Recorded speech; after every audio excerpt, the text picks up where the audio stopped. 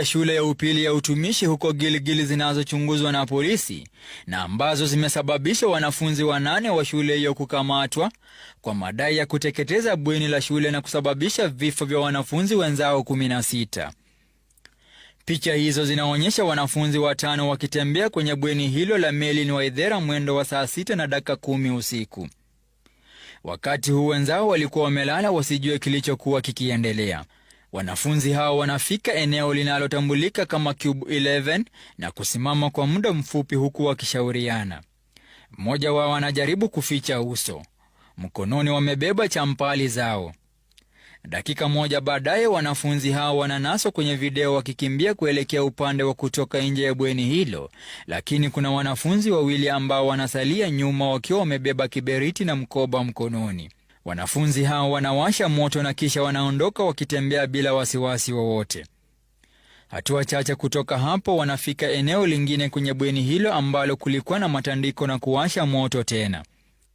Baada ya kuhakikisha moto huo umeshika, washukiwa wanatembea na kutoka kwenye bweni hilo huku wakiwacha moto ukiendelea kusambaa huku wenzao wakiwa wamelala. Mwendo wa saa 6:13 moto ulionekana kuendelea kusambaa kwa kasi. Kuna baadhi ya wanafunzi waliogutushwa kutoka kwa usingizi na wanaonekana wakikimbilia usalama wao. Katika chini ya muda wa dakika 5, moto ulikuwa umesambaa na kuwa mkubwa. Wanafunzi wanajaribu kujiokoa na kutoroka kutoka kwa bweni huku moto ukiendelea kusambaa na kuwafikia baadhi ya wanafunzi waliokuwa wamelala. Inaarifiwa washukiwa walitumia mafuta taa kuteketeza bweni hilo. Moto huo uliwashwa karibu na mlango wa kutoka na hivyo kuzuia baadhi ya wanafunzi kutoroka.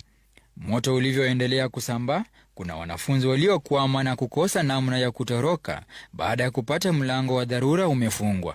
Hapo mlangoni wanafunzi 10 waliteketea na kufariki na kisha wengine 6 kuteketea maeneo tofauti ya bweni hilo.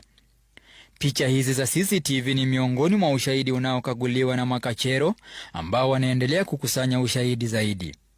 Imearifiwa kuwa jumla washukiwa 8 wamekamatwa kwa kuhusika na kisa hiki. Hii leo mshukiwa mkuu pia alikamatwa licha ya kwamba alikuwa ameruhusiwa kuondoka awali. Taswira kwenye bweni hilo inaashiria madhara makubwa yaliyosababishwa na moto huo, kando na kusababisha mauaji ya wanafunzi 16 na zaidi ya majeruhi 70. Kwa sasa polisi wanawarai